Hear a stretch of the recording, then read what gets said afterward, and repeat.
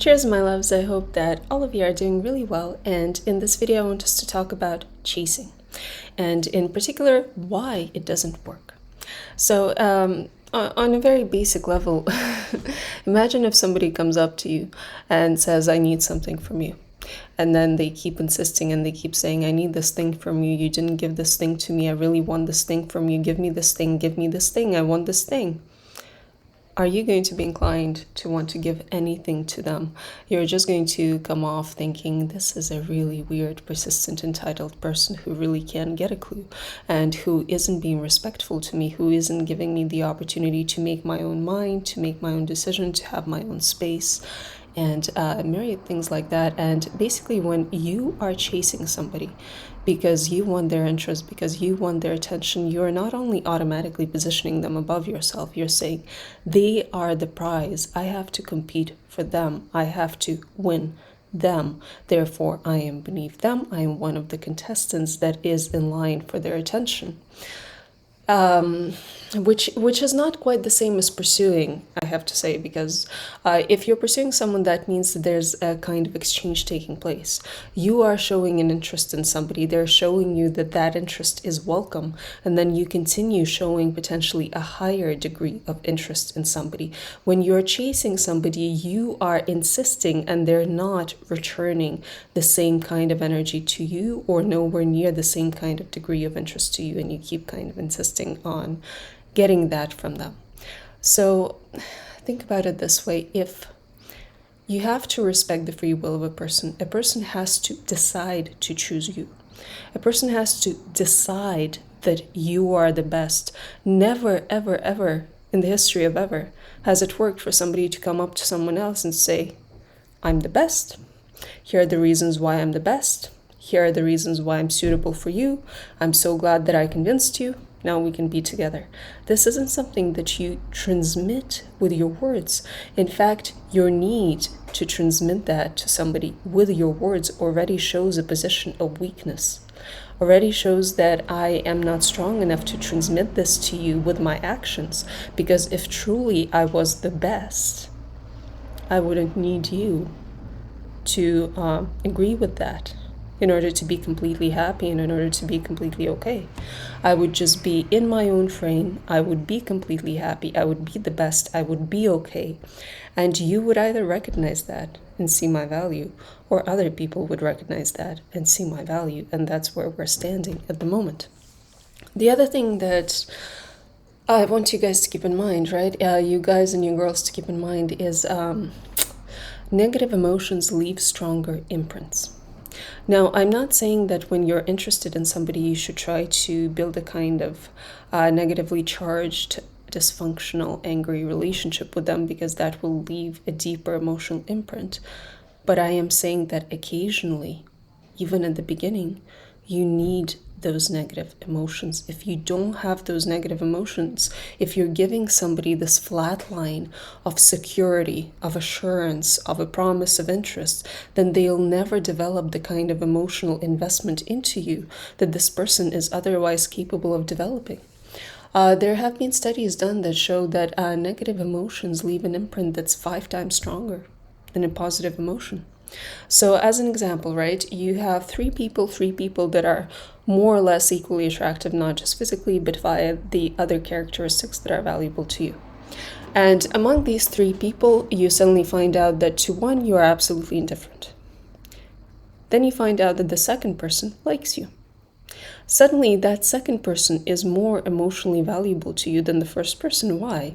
Because it's flattering. Because it's nice that somebody is validating you, because it's good to be liked by somebody. But then you find out that the third person can't stand you. Okay, well, you probably dwell on that for a little bit, but if you have a good self-esteem, you probably let it go eventually, and you're still liking the second person who's showing you signs of interest the most, right? Whether as a friend or romantically or whatever it is. But then let's say you do something that completely changes how that third person is perceiving you. Let's say that right now they think you're the best. They are interested. They really like you. They never actually expected that from you. You got them. Who's the most emotionally valuable to you now? The first person who's indifferent, the second person who has been interested in you all along, or the third person whom you have surprisingly won over. All of you probably have had these experiences in your life. I've certainly had these experiences in my life where somebody is interested in you, and you're kind of not convinced by them at all, and you're kind of ignoring them, and then they withdraw that. And it's somehow, it is an attractive person, it is a valuable person, so you have noticed that, and then they completely become cold. They start showing you a significant degree of indifference compared to what they were previously showing you. And what does that produce in most people? What does that produce in 4 people out of 5? It produces insecurity. It produces questioning their own self-esteem. It produces questioning their own value. It gets an emotional and a mental investment from them. They start wondering, did I misread the situation? Did they not like me as much as I thought that they liked me? What is wrong with me? What did I say? What did I do? What made such a radical change in them? Did they meet someone else? Do they think that somebody else is better? And suddenly that person becomes a lot more important to you. A lot of people think that, a lot of people think that they are very secure, they don't have these esteem issues, but most people haven't healed the wounds that we all have from childhood. And we all have from childhood those wounds where our parents gave us intermittent reinforcement, where one day they acted like we're the best thing in the world, another day they acted like we're really messed up. We also have these experiences from school, we also have these experiences from the neighborhood, from wherever we lived, so it's almost impossible to do that to somebody and to not trigger them in some way. And make them wonder. There's some people who are secure enough that it won't work, that they'll say, you lose interest, I lose interest. It's as simple as that. I've healed myself, I've looked back on my life, I've learned my lesson. I had many enough of these experiences that I realized that just because you are doing the hot and cold on me doesn't mean I actually like you. But for most people, especially for the younger people, it does work. And probably a lot of you have had these experiences too, where if a person just isn't interested at the beginning, but you kind of notice them, they're kind of interesting in some way, valuable in some way, attractive in some way to you, and then they become interested, it feels like more of an achievement than if a person just went ahead and liked you from the very beginning. It truly depends on the extent to which a person wants to receive admiration, validation, approval, love, the extent to which they're starved for that. Because if a person is really starved for that, they'll appreciate any source that is giving that to them. But most people aren't like that. Most people first, in order to value the gift, need to value the giver. So if that person determines that the giver is valuable, and first the giver wasn't giving to them, but then they are, now they see the value in what they're receiving. So it's one of these things where you can't let things be too even. You have to make a person feel. And if you're always available, if you're always saying this is my interest is not going away, if you're putting them on a pedestal, if you're energetically creating this dynamic where you are chasing them, they kind of have to run away. Because how can you be chasing them if they're not running away? If they're not running away, you're at the very minimum pursuing them, but you're not chasing them.